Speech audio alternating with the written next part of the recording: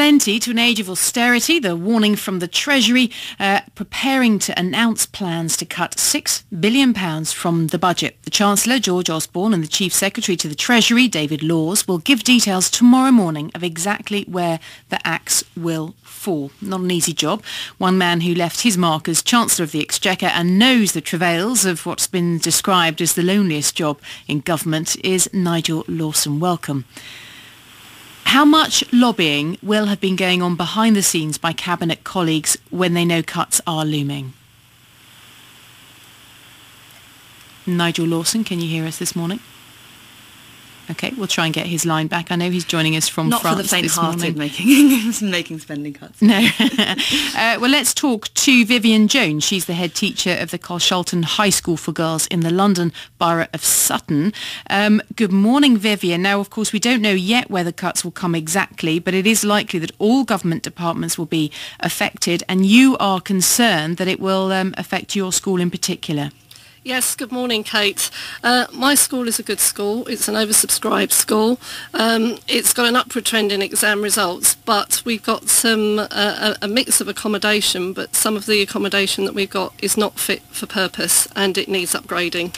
Can you just describe it for us? Yeah, I mean, there is some modern accommodation, but there is also some very out-of-date accommodation. There's a lot of mobile hutted accommodation.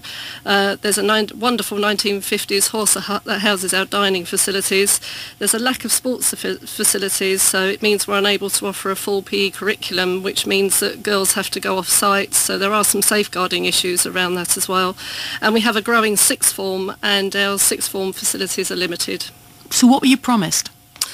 Well, obviously Sutton was promised 65 million in the first wave and our school is in that first wave of schools as a priority. So obviously for us it would have made a huge difference. Although building schools for the future isn't just about buildings, it's about transforming learning as well.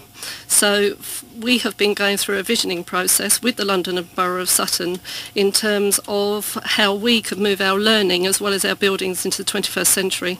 And just give us a sort of an idea of what that could entail then, how much that would cost. Well, I mean, obviously I'm not sure about the cost, but for us, in terms of what we could do, our visioning has meant that we can obviously build on the improvements that we've already made, that are already having a positive effect on our achievement. And obviously what we could do is further develop our curriculum, ensuring it's innovative, that it prepares students for the future, personalising that curriculum. It would mean that our students have access to new technologies, and what it means ultimately is that all of that happens within an environment that is conducive to the 21st century. Yes, there'll be a lot of people who will be in the same position, I presume, a lot of schools across the country. That's right, that's right. I mean, obviously this isn't just about the London Borough of Sutton, this is about communities across the country.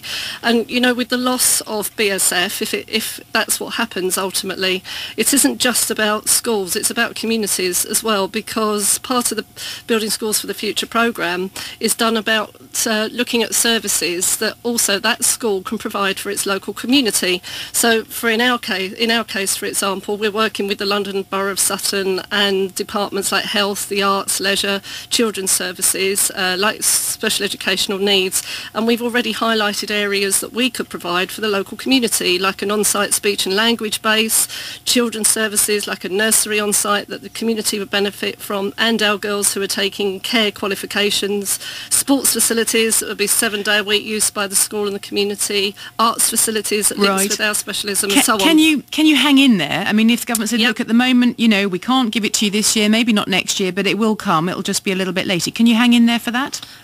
Well, ultimately we wouldn't have a choice, would we? But I think that, Kate, what is I suppose makes me so angry is the fact that this money has been promised, and our girls, we've got fantastic staff, fantastic girls, and they deserve that promise to be upheld. All right, Vivian, stay with us because we have actually got the former Chancellor, Nigel Lawson, back on the line. Nigel, we've just been listening just to one story of a school that was promised money and may well not get that now. And as you may have heard Vivian saying, she's just angry because a promise has been broken, but probably a lot of promises are going to have to be broken in the coming days and weeks because the money just isn't there.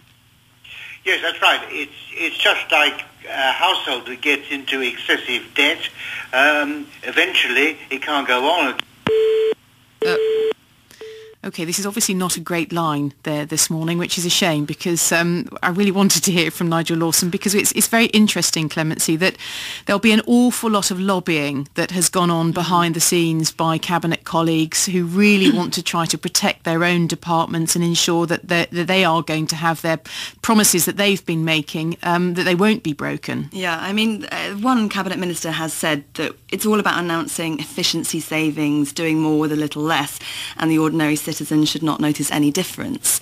But that seems very hard to believe when the extent of these cuts are clearly going to be quite enormous. I mean, this is just a taster, I think, for the draconian cuts that will come in the emergency budget on June the 22nd, and then there's a 3-year spending review in the autumn. So this is really about government departments bracing themselves for what's coming. And I know that David Laws described the choice facing the government as between the unpalatable and the disastrous. I mean, the kind of lobbying that will have been going on, I'm sure, is incredibly compelling, but there must be fat that can be cut from certain departments. You feel sorry for people like Jeremy Hunt, who's in charge of culture, media and sport, because he's got one of the very tiniest budgets in Whitehall. It's about $5 billion, and it's likely to take an enormous hit in percentage terms. And, I know that's not as important as education, healthcare, all the rest of it. But no, I think these are obviously going to be difficult times for everyone.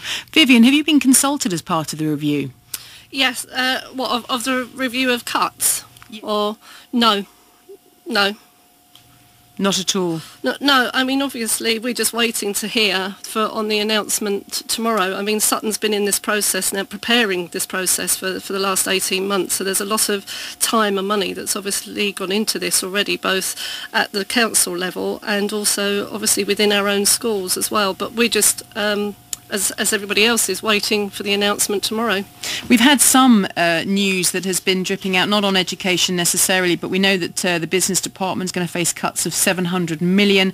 Quangos and regional development agencies are going to face cuts as well. Where would you welcome the cuts coming that perhaps would help you, Vivian? It's difficult for me to say. I'm not a politician. For me, my passion is my school. It's about education. It's doing the best for the young people of the country and for the future of the country. So I don't know. I think they have to look seriously, though, and I do think that frontline services like education really do have to be safeguarded, and money has to be put into the future of those for the future of the country into those services. Your hands completely tied. I'm just wondering if we're going to start seeing the beginnings of rebellion, particularly in areas like education and health, if you do see those cuts?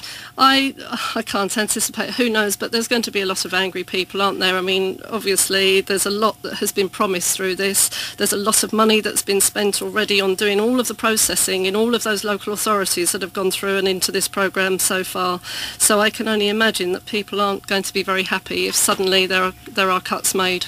And on a day-to-day basis, are your girls fully aware of this? I presume that they were anticipating some changes to the school. They certainly were. They've been very excited about it. They obviously are starting to be involved in the visioning that we're doing within the school about what they want their school to look like in the future. So it'll be a huge disappointment for them, obviously, if suddenly tomorrow they hear it isn't going ahead. Well, Vivian, thank you very much for joining us. Perhaps we'll speak to you and find out exactly how the school's going to be affected and whether you do receive, I don't know, anything towards the renovation for the school. All the very best, though. Thanks very much for joining us. Thank you very much, Kate. Thank you.